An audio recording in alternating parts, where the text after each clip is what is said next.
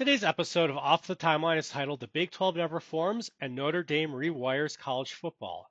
The Big 12 never forms, and because it never forms, the center of college football disappears. No Texas, no Nebraska, no Oklahoma, no stable Midwest power structure. And in this alternate history, that vacuum doesn't stay empty, it gets filled by the one program that had spent a century avoiding conferences, Notre Dame. Because when the Big 12 never exists, leverage changes, and the Big 10 sees it first. By the time Notre Dame finally makes its move, the sport doesn't take off, it rewires. And let's set the table for 1995 and the conference that never was. In our timeline, the Big 12 forms in 1996 to stabilize the collapse of the Southwest Conference and preserve Midwestern power. But in this alternate universe, keystones are missing. There's no Nebraska dynasty, no Oklahoma prestige, and no Texas gravity. Without those brands, the merger incentive disappears. The Big 12 never forms. And that matters because the Big 12 was a stabilizer. Without it, the Midwest loses cohesion. And when the Midwest loses cohesion, one independent program gains leverage, Notre Dame. Because instead of a dramatic collapse, what happens in this alternate history is much quieter erosion.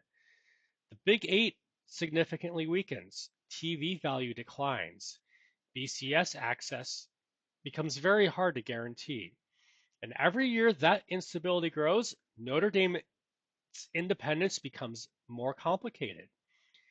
And that sets the table for 1998 and the first domino. The BCS launches in 1998. Access equals revenue. Revenue equals survival. And without its historic giants, the weakened Big Eight can't compete. So Colorado moves west and takes Utah along with them. It's not emotional, it's mathematical. And in this alternate history, nothing here is cartoonish. Institutions follow incentives. By 2002, the Big Eight dissolves quietly. Kansas joins the Big Ten, and that's when Notre Dame starts paying attention, because the Big Ten now has Midwest footprint, academic alignment, growing inventory, and a willingness to expand. Independence no longer guarantees access in a world without a central Midwest anchor, and that sets the table for 2006 network leverage. In 2006, the Big Ten announces a broadcast framework contingent on expansion, not a full network yet, a blueprint. And in this alternate timeline, that blueprint becomes leverage. You may be thinking to yourself that the Big Ten wouldn't move that strategically that early, but they had already added Penn State. They were cautious, but not passive. With Kansas already inside, the math begins to work. Now imagine you're Notre Dame. You've thrived on independence for decades, but the Midwest Conference that used to stabilize your regional identity no longer exists. The Big 12 never formed. Geography adjusted. The revenue model changed, and the Big 10 is building a distribution machine.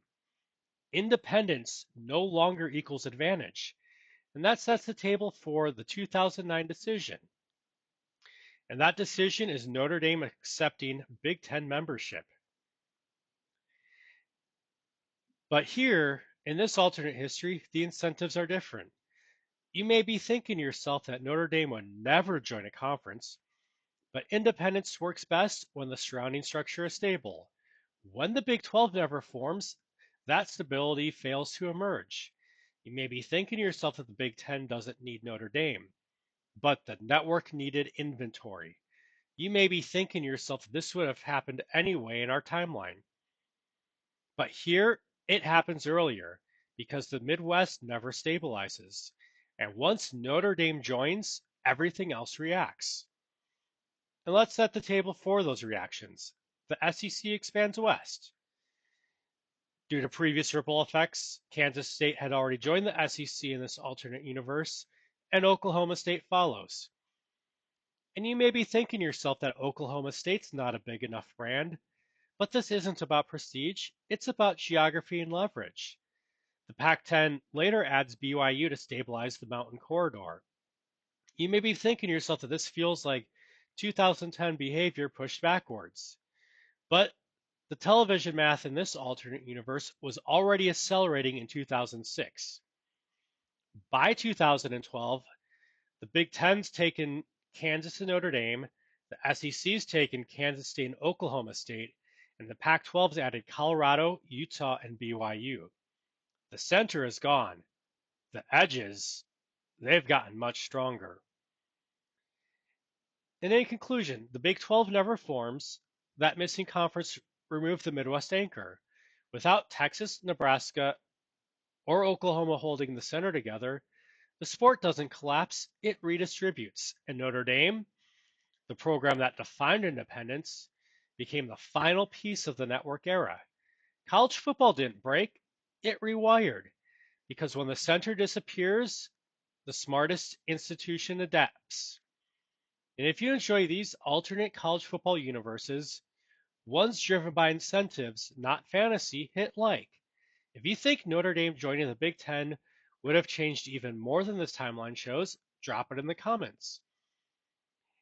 And if you want to see what happens in the next universe, subscribe, because I might be covering a much bigger domino effect.